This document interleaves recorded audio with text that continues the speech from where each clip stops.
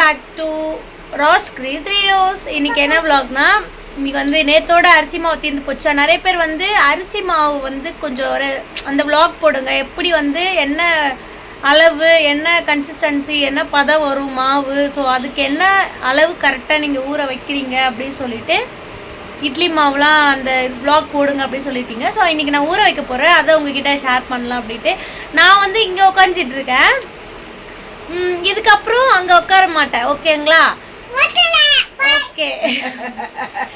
வாசக்கால ஏன் உட்காடுறீங்க அப்படின்னு கேட்கக்குள்ள, நான் வந்து வாசக்காலில் உட்காரணுன்ட்டு உட்காரல, நாங்கள் எப்பவுமே அங்கே தான் செட் பண்ணிட்டோம், அந்த இடத்துல தான் நாங்கள் உட்காருவோம். ஸோ அங்கே உட்காரணும், அங்கே உட்காரக்கூடாது அப்படிலாம் எனக்கு தெரியாது.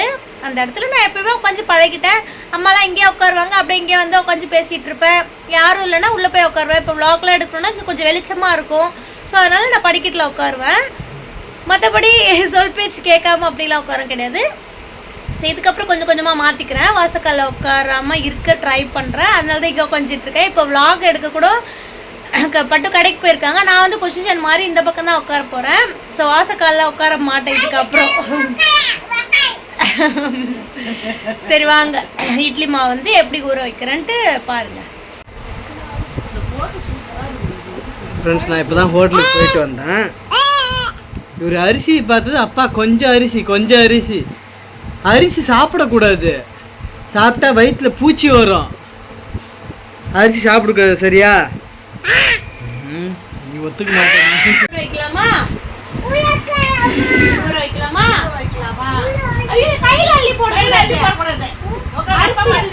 கிரியவன் ஒன்று விட மாட்டான். கிரியவா இவனை வச்சுட்டுலாம் அரிசியை ஊற வைக்க முடியாது, சாப்பாடும் வடிக்க முடியாது அரிசி போடக்குள்ள.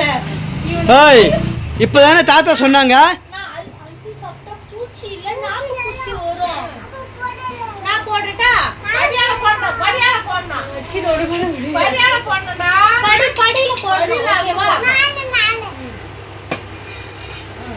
ஃபர்ஸ்ட் வந்து நாங்க 2 அரிசி வச்சிருக்கோம். இந்த மூட்டையில ஒரு அரிசி இருக்கு, இந்த இதுல ஒரு அரிசி இருக்கு. ஏன் தனித்தனியா இருக்குன்னா, இது ஒரு மாசம் வாங்கின அரிசி, இது ஒரு மாசம் வாங்கின அரிசி, அதனால தனித்தனியா இருக்கு. நம்ம எப்பவுமே வந்து ரேஷன் அரிசி தான் நம்ம எப்பவுமே எல்லாருமே ஊற வைப்போம். சிலவங்க வந்து கடையில இருந்து வாங்கி இட்லி அரிசி வந்து ஊற வைப்பாங்க இல்லையா, நாங்க வந்து ரேஷன் அரிசி தான் ஊற வைப்போம். ஸோ நான் வந்து ஆனாலும் அப்படியே வெள்ளையா இருக்கும். ஆமா, இட்லி வந்து வெள்ளையா இருக்கும். அதுக்கு ரீசன் என்னன்னு சொல்றேன், கொஞ்சம் ஒரு சில டிப்ஸ்லாம் சொல்றேன், அதெல்லாம் நீங்க ஃபாலோ பண்ணிக்கோங்க. வீடியோ எண்டில் சொல்றேன். பட்சன் அம்மா என்ன இப்ப இது மாதிரி அரிசிலாம் இறைச்சா மாவு வந்து ஆவாதான் அப்படின்னு அம்மா சொல்லுவாங்க. சாப்பாடு வடிக்கக்குள்ளேயும் அரிசி சிந்தக்கூடாதான், இட்லி மாவுக்கு ஊற வைக்கக்குள்ள அரிசி சிந்தக்கூடாதுன்னு அம்மா சொல்லுவாங்க. எனக்கு தெரியாது. ஸோ உங்களுக்கு அப்படியான்னு சொல்லுங்க. ஏன் அப்படி சொல்றாங்கன்னா, அது வந்து ஆவாதான், சாப்பாடும் நிறைய ஆவாதான் குறைஞ்சிருமா, இட்லி மாவும் நிறைய ஆவாதான் குறைஞ்சிருமா அப்படின்னு சொல்றாங்க. கீழே கொட்டக்கூடாது, நம்ம வந்து தெரியாம சிந்துது இல்லையா, அதுவும் சிந்தக்கூடாதான். ஸோ இவன் இப்படிலாம் சிந்துறான், அப்ப இன்னைக்கு அரைக்க போற இட்லி மாவு ஆவாது.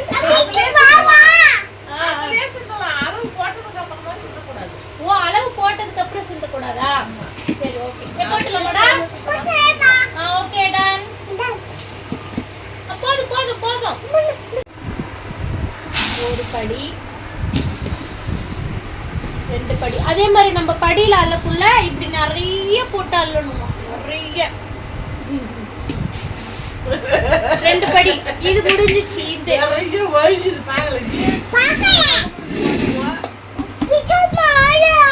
இதுல 2 படி நாங்க போட்டுப்போம். நீ போட தேவலப்பா, நான் போடுறேன் 3. ப்ளீஸ் வா, இல்லடி. போ, don't touch. அவ்வளவுதான், finish. 4 படி வந்து நான் போட்டிருக்கேன். எக்ஸ்ட்ரா வந்து 1/2 படி பச்சரிசி போட போறேன். பச்சரிசி பச்சரிசி 1/2 படி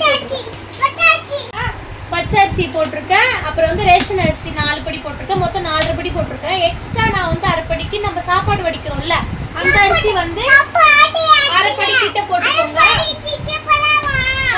போட்டுக்கலாம். மொத்தம் எங்க ஃபேமிலி கணக்கு 5 படி வரும். ஆமா, ஏன்னா எங்க ஃபேமிலி பெரிய ஃபேமிலி. ஸோ அதனால வந்து மாவு வந்து 3 நாள் 2 நாள் வச்சுப்போம். ஆமா, 3 நாள் 4 நாள் வரும். 5 படி கணக்கு இரு வச்சேன். அரிசி ஊற வச்சாச்சா, இது வேலை முடிஞ்சது. தண்ணி ஊத்தி வாஷ் பண்ணிடுவோம். முதல்லயே நாங்க என்ன ஐயோ வாஷ் பண்றதுக்கு அம்மா ஒரு பார் எப்படின்னா ஒரு 10 தடவையாவது வாஷ் பண்ணணும்னு சொல்லுவாங்க. ஏன் அப்படி சொல்லுவாங்கன்னா அந்த கலர் வந்து கொஞ்சம் எப்படின்னா வந்து நல்லா ஒயிட்டா வரணும், அந்த மாதிரி வாஷ் பண்ணணும். கலர் மாறிடும். அப்ப நம்ம அரிசி ஊற வைக்கக்குள்ள ஸ்டார்டிங்ல நல்லா வாஷ் பண்ணி ஊற வச்சுட்டு ஒரு 3 hours இல்ல 4 hours நல்லா ஊறணும்.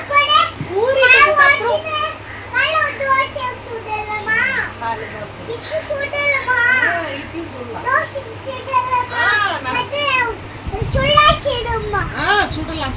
இட்லி தோசை எல்லாம் சுடலாம். இவளுக்கு கொஞ்சம் வாய் கொஞ்சம் எக்ஸ்ட்ரா வந்துச்சு, பேசிட்டே இருப்பா. இது வந்து 4 hours கழிச்சு ஊறுது இல்லையா, அப்பயும் நம்ம நல்லா வாஷ் பண்ணணும். ஸோ ஃபர்ஸ்ட் டைம் வாஷ் பண்ணதை நிறுத்தக்கூடாது. நம்ம ஊறுனதுக்கு அப்புறம் நம்ம அரைக்க போற ஸ்டேஜ்லயும் நல்லா வாஷ் பண்ணி நல்லா வெள்ளை ஆகிற வரைக்கும் நல்லா வாஷ் பண்ணிடணும். நெக்ஸ்ட் உளுந்து வந்து என்ன பதம்னு சொல்லிட்டேன். 1/4 கிலோ நாங்கள் உளுந்து 250 கிராம் ஊற வைப்போம். இந்த இந்த 5 படி 4 கிலோவுக்கு. எக்ஸ்ட்ரா வெந்தயம் நம்ம ஊற வைக்கிறோம் இல்லையா, சிலவங்களாம் வந்து வெந்தயம் இல்லாமலே வந்து ஊற வச்சு இட்லி சாப்பிட்றாங்க. அது எப்படின்னு எனக்கு தெரியல. பட் எங்க சைடில் நாங்கள் வெந்தயம் கண்டிப்பாக மஸ்ட் போடுவோம். 50 கிராம் போடுவோம் நாங்கள். போதும் அவ்வளோதான். 50 கிராம் வெந்தயம் போடுவோம். 1/4 கிலோ உளுந்து போடுவோம். குண்டு உளுந்து தான் போடுவோம். கருப்பு உளுந்து நிறைய பேர் போடலாம், அது உங்களுடைய இஷ்டம். அது வந்து வாஷ் பண்றது கொஞ்சம் சிரமம் அப்படின்றவங்க வெள்ளை உளுந்து போட்டுக்கோங்க. குண்டு உளுந்து அம்மா வந்து குண்டு உளுந்து தான் எப்பவுமே போடுவாங்க. இவ்வளோதான் எங்க வீட்டில் அரிசி உளுந்து ஊற வைக்கிற ஃபார்மாலிட்டிஸ் இவ்வளோதான். நம்ம ஊற வச்சு ஃபுல்லாக வாளி ஃபுல்லாக இந்த வாளி ஃபுல்லாக வரும். இந்த இது வரைக்கும் வரும் எங்கள் வாளியில். நாங்கள் அரைச்சா என்ன பண்ணுவோம், உப்பு போடாமல் மூடி ஃப்ரிட்ஜில் வச்சுருவோம். வந்து நாங்கள் ஹோட்டல் கடையில் எங்கள் வீட்டில் அரைக்கிறாங்க, நைட் ஃபுல்லாக அடுத்த நாள் புளிக்கணும்னு சொல்லிட்டு நாங்கள் என்ன பண்ணுவோம், அரைச்சி ஒரு 10 நிமிஷம் இல்லை 4 மணி நேரம் வெளியில் வச்சு ஃப்ரிட்ஜில் எடுத்து வச்சிருவோம். நாங்கள் உப்பு போட மாட்டோம். நாங்கள் போதும் உப்பு போடவே மாட்டோம். ஏன் நாங்கள் உப்பு போட மாட்டோம்னு சொல்லிடுறேன். இப்போ வந்து இப்போ தோசை ஊற்றுறோம், இட்லி ஊற்றுறோம்னா அப்போ உப்பு போட்டு நாங்கள் வச்சுப்போம். எங்களுக்கு மாவு புளிக்கக்கூடாது, மாவு புளிக்கக்கூடாது இல்லையா, அதனால தான் நாங்கள் உப்பு போட மாட்டோம். ஆனால் நிறைய பேர் வந்து உப்பு போட்டு தான் வைப்பாங்க ஃப்ரிட்ஜில். நாங்கள் வந்து உப்புலாம் போட்டுலாம் மாவு தூக்கி ஃப்ரிட்ஜில் வைக்க மாட்டோம். எங்களுக்கு எப்போ தேவையோ நாங்கள் உப்பு போட்டு வச்சுப்போம். ஏன்னா உப்பு போட்டால் சீக்கிரமா புளிப்பு ஏறிடும், அதனால நாங்கள் உப்பு போட மாட்டோம்.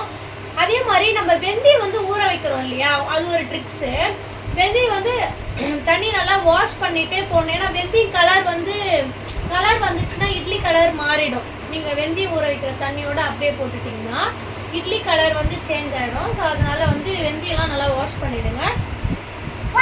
இதுதான் நாங்கள் இட்லியோடைய ட்ரிக்ஸ் ஃபாலோ பண்ணுறோம். மஸ்ட்டு இப்போ சாப்பாடு வடிக்கிற அரிசி நான் போடணும், இன்னும் போடலை. அது ஒரு 1/2 படி இல்லை ஒரு 2 கை அளவுக்கு நான் போட்டுருவேன். இதை இப்போ வாஷ் பண்ணிட்டு வந்துடுவேன். பட்டு வந்து உளுந்து வெந்தயமும் உளுந்து வாங்கிட்டு வந்துருக்காங்க கூட. காமியா அரிசி இல்லை வெந்தயம், இதுதான் 4 கிலோ உளுந்து ஊற வைப்போம். நான் ஊற வச்சுக்கிறேன். அளவு தெரியணும் நம்மளுக்கு 50. எக்ஸல் கம்மி கொட்டிடு சிந்தாம கொட்ட.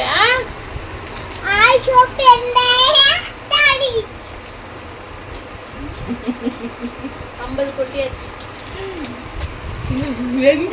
இந்த வெந்தயம் மட்டும் நம்ம வந்து அரிசி ஊற வைக்கணும்ல, அந்த டைம்லயே ஊற வச்சிடணும். அப்பதான் நல்லா ஊறும்.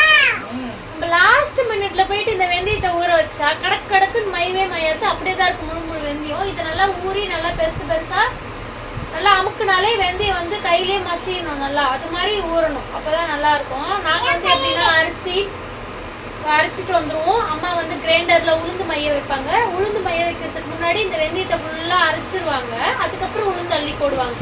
பட் எங்க கடையிலலாம் நாங்க என்ன பண்ணுவோம், ஹோட்டல் கடையில உளுந்து வெந்தயம் எல்லாம் ஒன்னா ஊற வச்சுட்டு ஒன்னா அப்படியே அள்ளி போட்டுருவோம். ஏன்னா அது வந்து பெரிய கிரைண்டர், நல்லா வெந்தயமும் உளுந்து நல்லா மையும் அப்படின்ட்டு. பட் நாங்கள் வந்து கவர்மெண்ட் கிரைண்டர் வச்சுருக்கோமா, ஸோ நல்லா மையாது அப்படின்னு சொல்லிட்டு ஃபஸ்ட்டு வெந்தயத்தை நல்லா அரைச்சி நல்லா அதை மழன்னு மஞ்சு எடுத்துட்டு அதுக்கப்புறம் தான் நாங்கள் உளுந்து போடுவோம். இது எங்களுடைய மெத்தடு. நீங்கள் எந்த மெத்தட் பண்ணுவீங்கன்னு சொல்லுங்கள். அதுக்கப்புறம் நாளைக்கு வந்து அந்த மாவுலாம் நல்லா பிடிச்சி வரும் இல்லையா, அப்போ வந்து நாங்கள் இட்லி சுட்டு அந்த அடுத்த வீடியோவில் உங்ககிட்ட காமிக்கிறோம். ஸோ இதுதான் எங்களுடைய மெத்தட் ட்ரிக்ஸ். நீங்கள் என்ன ஃபாலோ பண்ணுவீங்கன்னு சொல்லுங்கள். ஸோ இந்த வீடியோ பிடிச்சிருக்க மாதிரி ஷேர் பண்ணிவிட்டு அப்படியே நம்ம சேனலை சப்ஸ்கிரைப் பண்ணுங்கள்.